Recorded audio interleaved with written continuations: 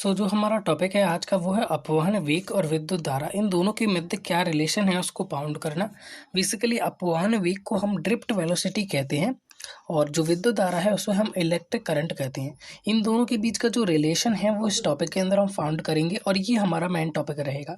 इसके अलावा एक टॉपिक मैंने प्लस में ऐड किया है जिसके ऊपर कभी कभार क्वेश्चन आ जाता है और कभी कभार इसका यूज भी हो जाता है, जैसे हम बोलते हैं relation between drift velocity and potential difference. यहाँ पर ड्रिफ्ट वेलोसिटी यानी कि होता है अपवहन वेग और ये जो विभवांतर होता है इसे हम पोटेंशियल डिफरेंस कहते हैं। इन दोनों के बीच में संबंध को पढ़ेंगे, ठीक है। तो ये आज का हमारा टॉपिक होगा। बेसिकली अपवहन वेग को हम वीडी से दर्शाते हैं और विद्युत धारा को आई से दर्शाते हैं। जो हमारा पिछला लेक्चर हुआ था उसके अंदर हमने अपवहन वेग को कंप्लीट कर लिया था और उससे पहले वाला जो लेक्चर हुआ था उसके अंदर हमने दूसरे इस लेक्चर को कंप्लीट किया था, विद्युत धारा।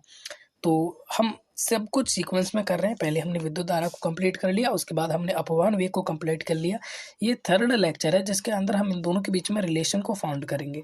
रिलेशन का मतलब होता है वीडी यानी अपवहन वेग, ड्रिफ्ट वेलोसिटी और इलेक्ट्रिक करंट यानी कि आई, ये दोनों एक ही फॉर्मूले के अंदर आ जाएं। जैसे कि हमने पहले एक सूत्र कंप्लीट किया था जो था विद्युत क्षेत्र यानी कि ई और विभवांतर यानी कि डेल्टा वी, इन दोनों के मध्य संबंध वो निकल के आया था e is equal to delta x, निकल के आया था वो डेल्टा एक्स यहाँ पर लंबाई थी। तो देखो ये रहा विभवांतर, ये रहा विद्युत क्षेत्र, दोनों एक ही सूत्र के अंदर आ गए थे।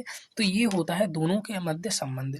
तो इसी संबंध को आज हम फाउंड करने वाले हैं कि अपवहन वेग और विद्युत धारा में क्या संबंध है। ओके, सो स्टार्ट करते हैं। पहली चीज़ तो ये लाइट भी नहीं आ रही और यहाँ पर मेरी बारिश के कारण वीडियो भी कम आ रही है। ओके, तो मैंने सब कुछ यहाँ पर पहले से ही टीपीपी बनाकर ऐड कर लिया है ताकि आपको कोई प्रॉब्लम ना हो। ओके, अब यहाँ पर देखो ये एक चालक तार है। चालक तार के अंदर हम सभी जानते हैं मुक्त इलेक्ट्रॉन्स होते हैं, तो उसके अंदर भी बहुत सारे मुक्त इलेक्ट्रॉन्स होंगे।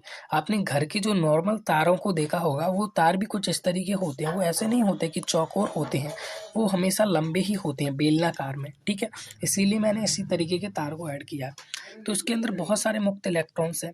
मैंने क्या किया, इसके ऊपर पोटेंशियल डिफरेंस लगा दिया यानी कि विभवांतर लगा दिया। इससे इधर प्लस क्रिएट हो गया, इधर माइनस क्रिएट हो गया। अब ये क्यों हुआ, क्योंकि यहाँ पर क्या लगा है विभवांतर, इधर प्लस क्रिएट हो गया, इधर माइनस क्रिएट हो गया। अब मैं क्या करूँगा, इसका एक छोटा सा आयतन सेलेक्ट करूँगा जिसे हम एकांक आयतन कहते हैं। क्या कहा जाता है, एकांक आयतन। अब सर क्वेश्चन मन में ये आ रहा होगा कि ये एकांक आयतन जो होता है होता क्या है। ओके, एकांक आयतन का मतलब होता है किसी भी 100वें भाग का एक हिस्सा, ठीक है। जैसे कि एक स्केल है, इसका एकांक आयतन मान लीजिए ये 50 मीटर लंबी है, तो उसका मैं एकांक लंबाई लूँगा तो मैं क्या लूँगा, 1 मीटर लंबाई इस 50 मीटर की एकांक लंबाई हो जाएगी। तो किसी भी वस्तु का, किसी भी चीज़ का एक बहुत ही छोटा सा हिस्सा सेलेक्ट करना हमारा एकांक होता है, ठीक है। तो ये बहुत बड़ा है, इसका आयतन बहुत ज़्यादा होगा, तो उसका एक छोटा सा आयतन सेलेक्ट कर लेता हूँ। मान लीजिए ये सेलेक्ट कर लिया मैंने, तो ये एक छोटा सा आयतन है, इसी को हम एकांक आयतन बोलते हैं। अब मैंने एकांक आयतन को सिलेक्ट किया है तो मैं जानता हूँ चालक के अंदर मुक्त इलेक्ट्रॉन्स होते हैं। तो जो मैंने एकांक आयतन सेलेक्ट किया है इसके अंदर भी मुक्त इलेक्ट्रॉन्स होंगे। अब क्वेश्चन ये है मेरा आपसे कि इस एकांक आयतन के अंदर मुक्त इलेक्ट्रॉनों की संख्या कितनी होगी। आंसर है पता नहीं, हम कह नहीं सकते, क्योंकि हमने एक आयतन लिया है तो उसके अंदर कितने भी मुक्त इलेक्ट्रॉन्स हो सकते हैं। तो माना इस एकांक आयतन के अंदर मुक्त इलेक्ट्रॉन्स की संख्या n है, ठीक है। यहाँ पर मैंने लिख भी दिया, माना चालक के एकांक आयतन में उपस्थित इलेक्ट्रॉनों की संख्या जो है n है। ओके, अब यहाँ पर बात यह है कि इसके अंदर ये जो इलेक्ट्रॉन्स हैं n, ये इलेक्ट्रॉन्स पर जब पोटेंशियल डिफरेंस लगेगा, एक तरफ प्लस एक तरफ माइनस, तो ये माइनस इनको प्रतिकर्षित करेगा इधर और प्लस आकर्षित करेगा इधर। तो ये गति किधर करेंगे, इधर। जैसे सब इलेक्ट्रॉन कर रहे हैं ये भी इधर को और जाएंगे। तो मान लीजिए ये यहाँ से चल के इस छोर पर पहुँच गए, ठीक है। तो इन्होंने यहाँ से यहाँ तक की क्या की, दूरी तय की। ये यहाँ से गति करके यहाँ पर पहुँच गई तो उन्होंने इतनी दूरी तय की। अब ये दूरी कितनी है, मेरा क्वेश्चन आपसे ये है, इस दूरी को कैसे मैं निकालूं, ठीक है। और अच्छे तरीके से समझिए, यहाँ पर मैं आपको और अच्छे तरीके से एक्सप्लेन कर देता हूँ। देखो ये हमारा एक चालक है और इसके अंदर में हमने ये वाला आयतन लिया है, ये वाला जो बना हुआ है ना गोल, ये इसके अंदर मुक्त इलेक्ट्रॉन है, ये एकांक आयतन है। तो इनके ऊपर जब मैंने पोटेंशियल डिफरेंस लगाया, इधर माइनस इधर प्लस, तो ये सब इधर गति करने लगी। अब गति करके ये मान लीजिए यहाँ पर पहुँच गए, इस वाले एरिया पर। तो उन्होंने यहाँ से यहाँ तक की दूरी तो तय की होगी, देखो यहाँ से यहाँ तक की दूरी, तो ये दूरी है कितनी, इस दूरी की वैल्यू कितनी है। ठीक है, इसका बिल्कुल सिंपल सा तरीका है। दूरी का सूत्र होता है वेग इनटू समय, हम सभी जानते हैं। अब इलेक्ट्रॉन विभवांतर लगाने पर जो वेग तय कर रहे हैं उस वेग को हम अपवहन वेग कहते हैं। इसे हम पिछली वीडियो के अंदर पढ़ चुके और इसे हम दर्शाते हैं वीडी से। तो वेग हो गया वीडी, समय कितना लगा, मान लीजिए इन्हें समय लगा डेल्टा टी, समय तय करने के अंदर कितना समय लगा डेल्टा टी। तो मैं लिख सकता हूँ वीडी इंटू डेल्टा टी। क्या लिख दिया मैंने यहाँ पर, वीडी इंटू डेल्टा टी। तो यहाँ पर इन्होंने जो दूरी तय की है वो कितनी है, वेग इंटू समय। वेग इंटू समय कितना है, वीडी इंटू डेल्टा टी। तो इनके द्वारा जो तय की गई दूरी है वो कितनी हो गई, वीडी इंटू डेल्टा टी। तो यहाँ पर मैंने लिख दिया इलेक्ट्रॉन्स के द्वारा जो तय की गई दूरी है पूरे आयतन के अंदर वो है वीडी इंटू डेल्टा टी। अब दूरी भी निकाल ली हमने, है ना। तो अब क्वेश्चन ये उठता है कि इस बेलन का जो आयतन है वो कितना है, बेलन का जो आयतन है वो कितना है। अब मेरे को आप आयतन बता सकते हो। तो देखो बेलन के आयतन का हमने सूत्र पढ़ा है, जो उसके अग्रभाग का क्षेत्रफल होता है, यानी इसका जो क्षेत्रफल होता है उसमें इसकी जो ऊंचाई है उसका भाग दे दो। सर ऊंचाई, देखो मैं आपको समझाता हूँ। बेलन एक्चुअल में कुछ ऐसा होता है, इतना तो आप पढ़ चुके होगे, आप 12th में आ गए। ये थोड़ा सा उल्टा बन रहा है तो मेरे को इसको सीधा बनाने दो थोड़ा सा। तो ये हो गया हमारा बेलन। अब मैं चाहता हूँ इसका आयतन निकालना, तो मैं कैसे निकाल सकता हूँ, ये सीधा क्यों नहीं हो रहा, सीधा ये शायद, ठीक है। तो मैं इसका क्षेत्रफल निकालूंगा, सॉरी ये वाले एरिया का क्षेत्रफल निकाल के इसकी जो ऊंचाई है उसमें भाग दे दूंगा। तो मेरे पास जो आयतन निकल के आएगा वो होगा बेलन का आयतन। तो ये एक वृत्त है कि नहीं। और ये जो वृत्त है इसका क्षेत्रफल क्या होता है, पाई आर स्क्वायर। तो इसका जो क्षेत्रफल हो गया पाई आर स्क्वायर, या फिर मैं क्षेत्रफल को ए भी लिख सकता हूँ, क्योंकि ए का मतलब होता है एरिया यानी कि क्षेत्रफल, और पाई आर स्क्वायर होता है वृत्त का क्षेत्रफल। तो मैं इसको ए भी लिख सकता हूँ और पाई आर स्क्वायर भी बोल सकता हूँ। अब यहाँ से ये जो दूरी इसने तय की है वो दूरी क्या है, वो दूरी है हमारी देखा जाए तो v D into delta T. तो ये जो दूरी तय की है इलेक्ट्रॉन ने वो है v D into delta T. तो हमें ऊंचाई का भी पता है v D into delta t, और इस क्षेत्रफल का भी पता है पाई आर स्क्वायर। ठीक है, तो इसका जो आयतन होगा वो क्या होगा, आयतन होगा pi are square into we D into delta T. तो उसको मैंने यहाँ पर लिखा है, आप देखोगे तो जो चालक का आयतन है वो हो गया pi are square into we D into delta T. यहाँ तक आपको कोई प्रॉब्लम नहीं होनी चाहिए। पहले हमने माना कि एकांक आयतन के उपस्थित इलेक्ट्रॉन की संख्या कितनी है, n है। उसके बाद हमने दूरी निकाली कि उन्होंने इलेक्ट्रॉन्स ने दूरी कितनी तय की, जो निकली थी v D into delta t. उसके बाद आयतन निकाला हमने, और आयतन क्या था, v D into delta t मैं जस्ट पाई आर स्क्वायर का मल्टीप्लाई और कर दो, जस्ट मल्टीप्लाई और हो रहा है, ओके। तो पाई आर स्क्वायर का और मल्टीप्लाई कर दो तो आयतन निकल आएगा ये। अब क्वेश्चन ये है, देखो जुगाड़ देखो। अब आप, हमने माना चालक के एकांक आयतन में उपस्थित इलेक्ट्रॉन की संख्या n है। तो एक छोटा सा आयतन था, उसके अंदर n इलेक्ट्रॉन उपस्थित थे। तो ये तो हमने पूरे चालक का आयतन निकाला है, ये pi are square into we D into delta T. तो इसके अंदर कितने इलेक्ट्रॉन्स होंगे।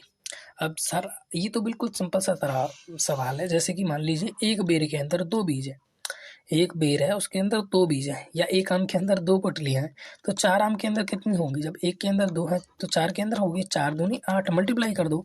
सिंपल सी बात है, एक आम 2 रुपए का है तो 2 आम कितने के होंगे, मल्टीप्लाई कर दो 4 के, ओके। तो ये बिल्कुल सिंपल सा तरीका है और इसको हम बचपन से करते आ रहे हैं। ठीक इसी तरीके से हम सभी ने ये पढ़ लिया है कि चालक के अगर एकांक आयतन को देखा जाए तो उसके अंदर जो उपस्थित इलेक्ट्रॉन्स की संख्या है वो है n।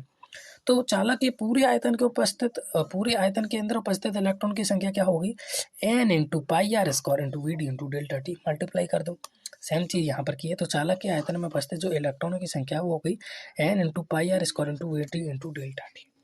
अब यहाँ पर एक और चीज़ मैं आपको बताऊंगा, इसकी ओर ध्यान मत दो अभी। आपने आवेश के क्वांटीकरण का सिद्धांत पढ़ा था, जो था Q is equal to n e. यही था आवेश के क्वांटीकरण का सिद्धांत, सॉरी एन ई था, ये विद्युत क्षेत्र नहीं था, ई। तो ई का है, ई यानी एक इलेक्ट्रॉन पर आवेश, ई क्या है, एक इलेक्ट्रॉन पर आवेश, और एन क्या है, इलेक्ट्रॉन संख्या।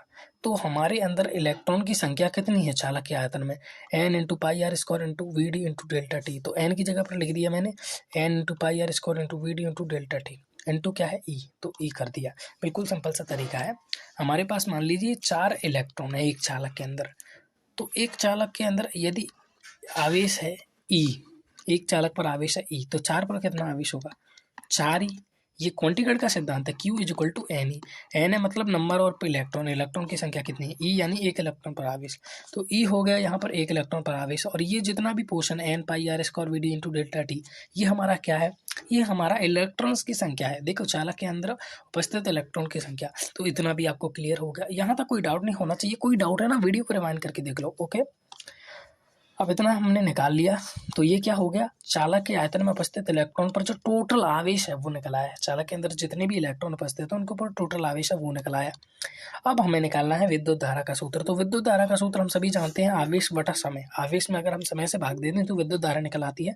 इसको हमने सबसे फर्स्ट लेक्चर के अंदर पढ़ा था, यानी 2 लेक्चर के अंदर, फर्स्ट लेक्चर था विद्युत धारा और दूसरा था अपवहन वेग। दोनों पढ़े हैं तो ये बिल्कुल ईजी हो जाएगा। अब सूत्र क्या है, आवेश बटा समय। आवेश क्या है हमारा, n e pi are square v D into delta t, अभी निकाला है, देखो भूल मत जाना। ये चालक के अंदर उपस्थित इलेक्ट्रॉन पर कुल आवेश। ओके, तो ये हमने रख दिया। समय क्या है, समय लगा है डेल्टा टी समय। दूरी तय करने में कितना समय लगा, डेल्टा टी, हम सभी को पता है। तो डेल्टा टी से मैंने डेल्टा टी को काट दिया, क्योंकि दोनों के अंदर ऊपर भी डेल्टा टी आ रहा था, नीचे भी डेल्टा टी, तो डेल्टा टी ने डेल्टा टी को काट दिया।